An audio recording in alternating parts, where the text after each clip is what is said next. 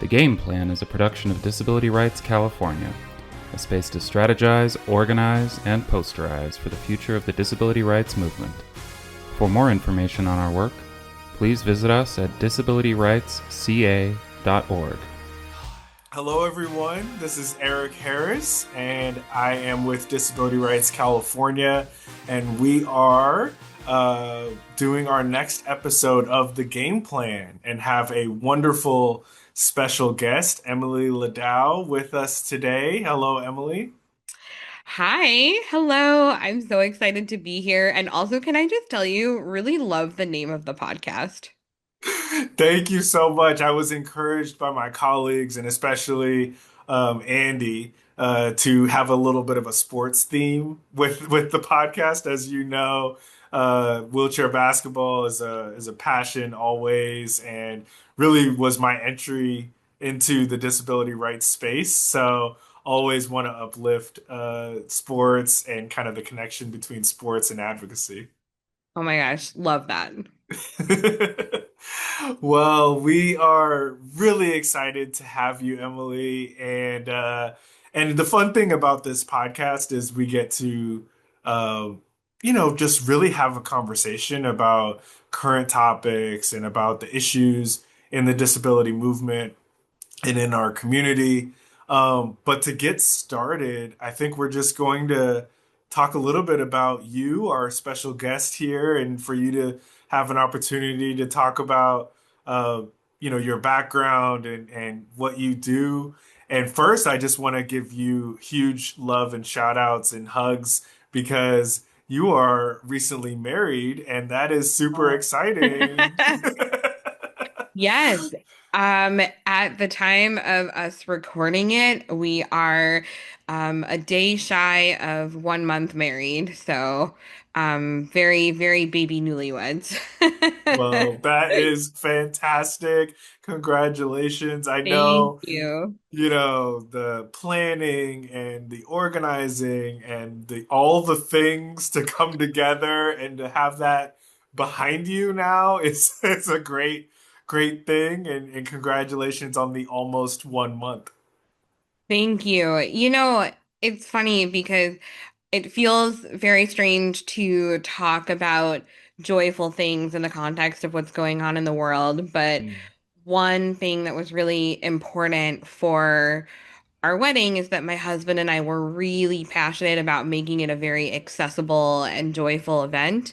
That was Yes. something that drove it forward for us. So, in the midst of the chaos, it's nice to think about a little happy island for a moment. Mm. That's so true. It's so real, and I'm just super excited for you and the journey that Thank you. you are getting into and lifelong journey. As somebody who's now been married a few years, it's a fun, exciting, all the things, just all the feelings. I know. I remember when you made the announcement, and now look at you. Oh my gosh. Yes, yes. We're chasing around a little Yeah. one and it's just all the things happening. So once again, just congratulations and huge hugs for you. Thank you. Um so yeah, no, your advocacy journey, if you can kind of reach back into the early stages of the advocacy journey for you. What was that process like? How'd you get involved and get started in disability advocacy? Oh my gosh. So I was born with my physical disability, and it has very much always been a part of my life and a part of who I am. But when I was younger, in many ways, the biggest compliment that you could pay me was to say, "Oh, I don't think of you as disabled. I forgot that you use a wheelchair." And I really had to have a reckoning with that. Mm, And it started when I was around 10 years old, although I certainly did not understand the depth of it at the time. I think you're smiling because you know what I might say, but I was on multiple episodes of Sesame Street, and the entire plot revolved around me moving into the neighborhood and educating the other characters about my life with a physical disability. And that was really the first moment that I understood on a national platform that my story mattered and that that representation and that visibility really mattered. It was still a struggle to hold on to that as I was growing up, but I would say once I got to college, I really started to have that reckoning with myself and say, why is it that I want to completely disassociate from having a disability? And I was going to be a high school English teacher, but I shifted directions. I call it my quarter life crisis. Mhm. And I called my parents and I said, look, I'm going to drop the teaching program and I'm going to go into disability advocacy as a career. And they said, we have no idea what you mean by that, but okay. And lo and behold, a week after I graduated college, I ended up doing the internship program through the American Association of People with Disabilities, which is how I met both you and Andy Imparato.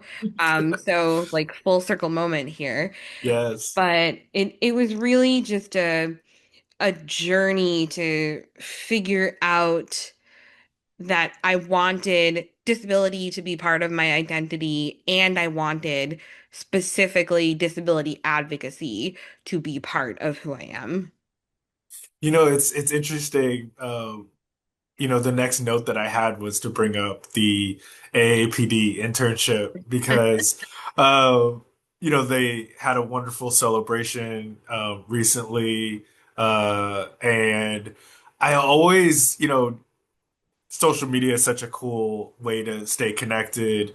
And I just always see the folks who were in our immediate class, and our surrounding class just doing such incredible work. And a lot of it still is tied directly to disability rights. Some of it is a little bit different, but it's just so wonderful, thinking back when we were very young advocates and kind of entering this space. Uh, that experience really led to just so many amazing connections and opportunities and advocacy moments. I'm really glad that you brought up that time. It was honestly such a pivotal time for me because I had so much experience being the only disabled kid in a mainstream environment. And then in the summers, I would go to a crip camp and I was surrounded only by disabled people Yep. and non-disabled camp counselors. And I never really got to just experience what life would be like if I was surrounded by disabled people and non-disabled people who all cared about disability and wanted to welcome me into a sense of community. There was a shared sense of identity. It wasn't just, you know, you're isolated in a camp for the summer, or you're isolated because you're the only disabled person in your school environment. And suddenly I was surrounded by people who had professional aspirations and people who had varying degrees of connection with disability history and disability culture and identity. And it was unlike anything I had ever experienced before. And I think that for me was the moment where I was like, oh, yes, I am fully leaning Mhm. into my disability identity. But it really Mhm. took being around other people who were, I guess, at similar points, maybe in their professional journey, but maybe were more established in their disability and cultural identities for me That's right. to learn from that.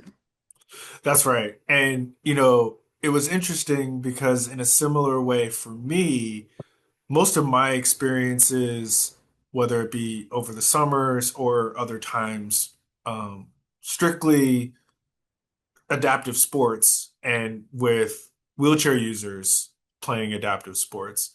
So the AAPD experience for me was this first opportunity to interact with cross-disabled folks, people with all different types of disabilities. And it really kind of helped me because I began to understand in a different way that we are all in this movement at the same time together, pushing for and advocating for the same rights, the same ideas. And yeah, of course, there are slight, differences on the edges with what specifically we might need. But in general, we were all on the same page, and that really kind of clicked for me for the first time when I was in that internship program. So that's wonderful. Yeah, you make such a good point. I am sure, just statistically speaking, that I was surrounded by people with non-apparent disabilities for my whole life, Yeah. and I was completely unaware of that fact.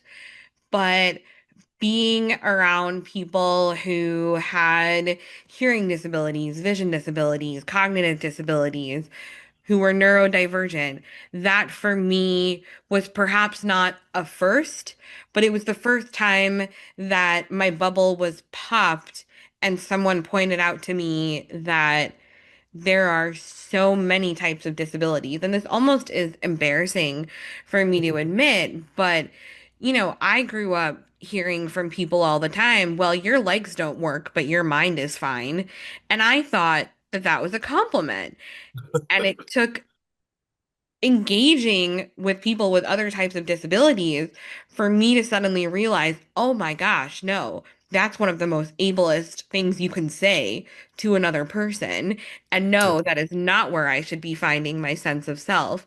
So, yeah, pivotal professionally in my advocacy journey for sure, but also just in opening up my own level of understanding about what it really means to embrace cross-disability solidarity. Mm. Wow, that's really helpful and really powerful to hear from you as somebody who, you've been in all spaces when it comes to disability advocacy and over the years now I know it's sometimes it's hard for me to like process how long we've been doing this and it's part of what we do. It's part of who we are. It's part of what we care about, what we love. Um, one of the wonderful things that you've accomplished is demystifying disability. And I will hold it up because it is a tool that to this day, so many in my space, including Andy, myself, the first tool that we recommend to folks if they really are getting into this work or just want to learn about disability in a way that we think is most helpful, take take a look and examine this book and really think about it and let's talk about it and all of the things. So writing a book is, I'm sure, one of the most challenging things that anybody can do.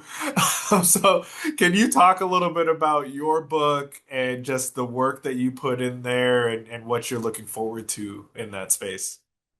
Gosh, so you are better at publicity than me because you just picked it up and held it up, and I have it nowhere near me. So, points for that. If you want to be my manager in your next career. Right. You know, the thing about writing a book is that I think people who write books often do it because they feel that they are a singular expert on a subject and have a lot to offer to the conversation.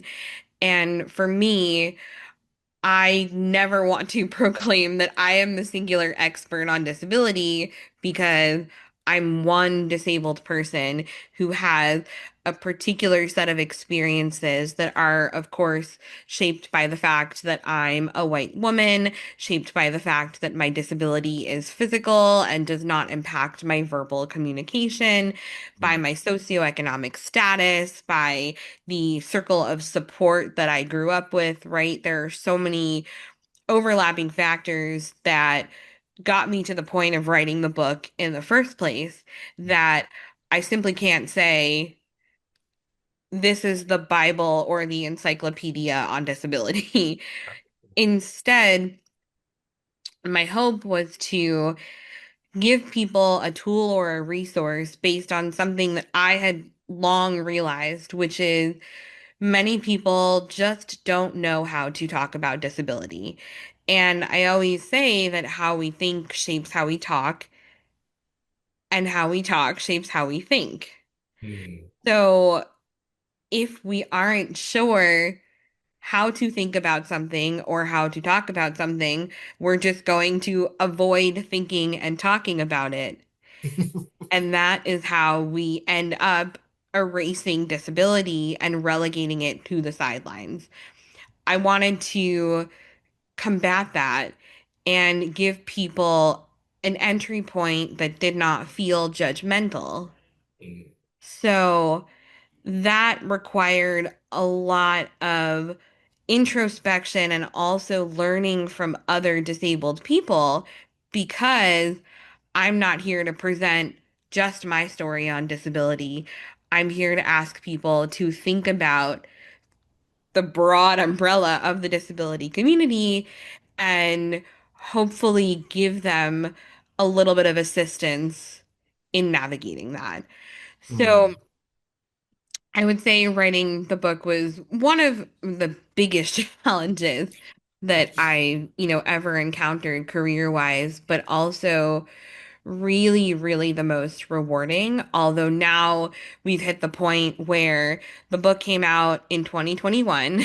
Next year is 2026, and a lot happens in 5 years. So I am just so deep in the middle of a revised and updated second edition that my head is spinning a little. Completely understand. Yeah, well, that is fantastic news. I feel like we can claim breaking news here on the Game Plan podcast, and can't wait to share it with others. I have been very, very slowly leaking that intel, and it feels so strange to even mention it because the reality is that by the time it comes out next year, I have no idea what's going to be happening in the world. And I say as much in the updates. But I will say, as much as the conversation around disability evolves, there are some things that stay the same. Maybe the media portrayals are different, and maybe the language shifts, and unfortunately, maybe some legal changes occur. Um, but there are some things that I feel pretty confident we can look at in a steadfast way, like treating disabled people with respect. I Yeah, feel like that doesn't go out of style. that's Perhaps right. people would like it to go out of style, but my hope is that etiquette is not suddenly something we've completely thrown in the trash by That's right. 2026. That's right. It's interesting. There was a New York Times piece, maybe yesterday or the day before, titled "Wheelchair question mark hearing aids question mark yes disabled question mark no way." And it made me like made the kind of thought that, man, I wish people who were in those circumstances read this book.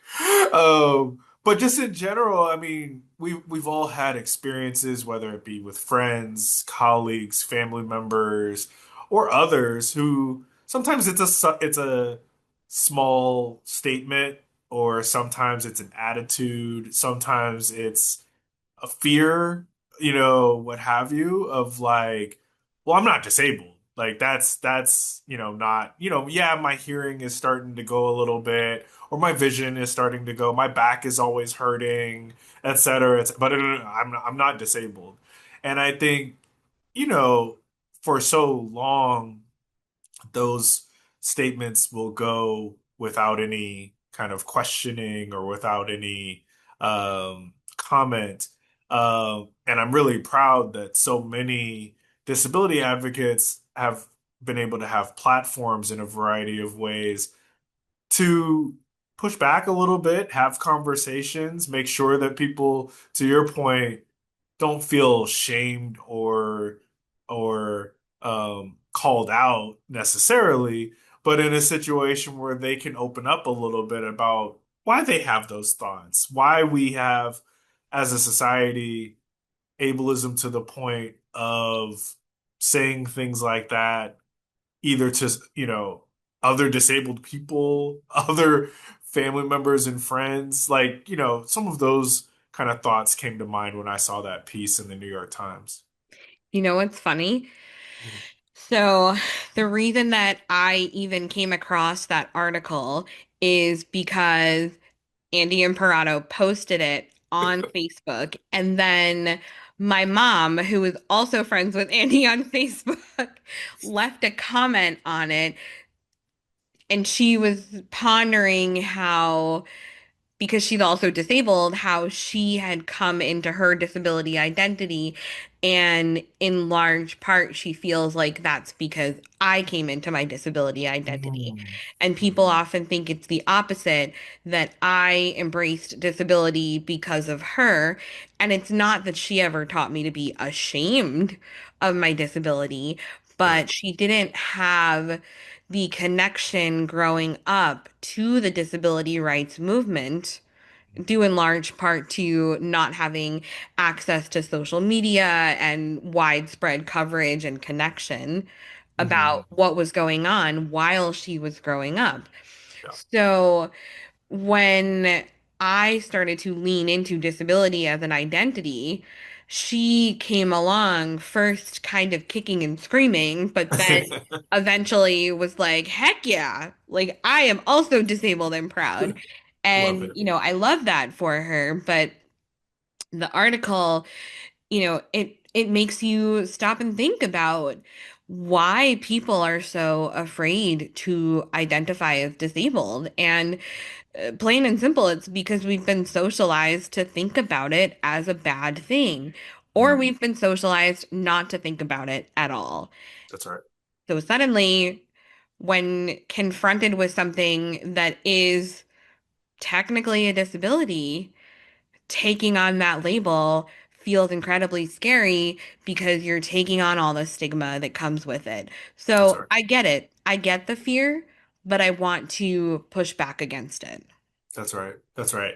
No, I totally feel you on that point. And, I think it's like many things over time that, you know,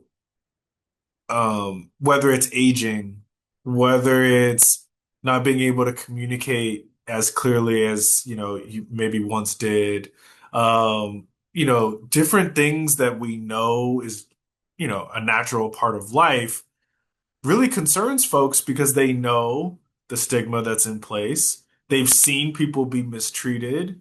They're worried that that could happen to them. All of the things, and I'm really glad that piece pointed some of these things out, and I'm glad, that your book really shines a light on disability pride, on things that people should keep in mind when it comes to disability history, terms, all of those things. So yeah, no, I totally feel you on kind of how that piece came across. Um, yeah, go ahead. I'm hopeful Yeah. that if we can just get to the point where people even feel neutral about the concept of disability, that would be Mm, great. But mm, also, I think we are at a point where we have made so much progress in the Mm. disability rights movement and in moving towards disability justice. And yet, I like to remind people you can create a policy, but you can't legislate an attitude. So, That's yes, it is absolutely true that we have plenty of legislation in place that is meant to protect us, to give us our rights, and to hopefully make it easier for people to eventually, inevitably identify as disabled. But the reality is that our attitudes have absolutely not caught up with the legislation. to kind of go back to your locale of New York City.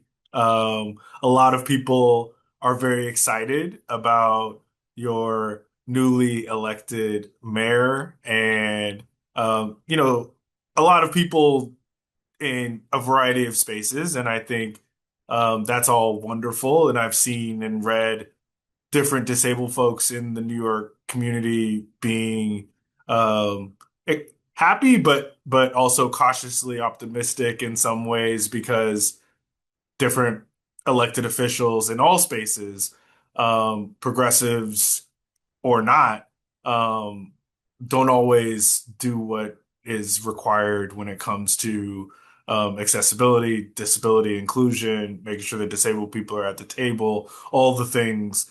Um, and as somebody who loves New York and enjoys being in the city, I've been someone who's been frustrated with, of course, the transportation and some of the buildings and how sidewalks operate and just the different things and those are just, and I'm only, talking about some of the physical accessibility issues, let alone we get into some of the other issues with homelessness and criminalization and et cetera, et cetera. What I guess is a message that you hope the new mayor thinks about when it comes to disability issues in that city? So I'll let you in on a secret first. It's funny because I feel like everybody plays the game of where in the world does Emily live now? And Yes. I never exactly came out and made it super public. So I now live just over the border. I am in New Jersey. I missed being able to vote for the mayor. So I had to watch so close yet so far because you can see the city when you look out my window. I'm I say that like it's a luxury. I mean, if you crane your neck and you really turn, it's there. But anyway, so I actually missed getting to participate in that election as a voter. However, I did get to, I will just say, vote for Mikey Sherrill, which was exciting in and of itself to have a Democratic governor in New Jersey. So I still got to exercise my voting power. Wonderful. But that being said, because I'm so close to New York City, I'm there all the time, multiple times a week. You know, Right. it's like my backyard. Right. And I think what I struggle with so much is that no matter how progressive a candidate might be, there's always a lack of engaging the disability community as much as I would like to see. Mm. And I think that the new mayor did what he could with what he had, right? But I Right. also think that now is the chance to show up and really work with the disability community collaboratively and, take the messaging that you've been giving throughout your campaign that you're a leader for everyone and make that a reality. But New York City is just such an interesting place to be. I say it's the place that I love to hate and hate to love because on the one hand, it's frustratingly inaccessible and is just rife with a ridiculous amount of social injustices, but I also miss it dearly the second I'm not in it. And Yeah. one small example of that really quickly is when I'm in New York City, I can call a wheelchair accessible Uber, which is not a thing that you can do in most places. And I will have one in under 10 minutes most of the time. Mm. And Mm. that's pretty incredible. Yeah. And as soon as I moved into New Jersey, I can take an accessible Uber back to my apartment if I needed to, but I cannot call an accessible Uber from my apartment in New Jersey to get into the city. Ugh, So it just really goes to show that New York City is such an interesting place. And I don't take the access that's provided me for granted, even though it's also one of the most inaccessible places I've ever experienced. But I think yeah. that's just the paradox of the entire universe, right? That's right. That's right. And you know, my first experiences really spending time alone as an adult in New York was when I would come out to DC for internships, including AAPD, because I realized, oh, I can like catch a bus or train up to the city and hang out. And it was my first opportunity to see all the wonderful things and the frustrating things at the same time, to your point of like access in some ways, non-access and inaccessibility in others. So no, you're exactly right there. And hopefully, and we'll do some fun even though, of course, we're in California, we'll do some fun social media posts and reach out to Mayor Mamdani and make sure that he knows that disability advocates, especially near his city or within his city, but really all over the place, are looking to this new opportunity for him and for the city to lean into being more accountable to the disability community. Accountability from coast to coast, That's just in case you want a campaign title. That's right. That's exactly right. That's exactly right. Um, so the last thing I wanted to mention or ask you about, I've seen, we all use kind of different platforms to get the word out, get our thoughts out, and I've seen your availability more often on Substack, and I know that there are a variety of different platforms. All of them have their issues. Some of them have their benefits that we can lean into a little bit. But what is it about Substack that draws you and kind of makes you feel like it's worthwhile to spend some time getting your thoughts out there and those sorts of things?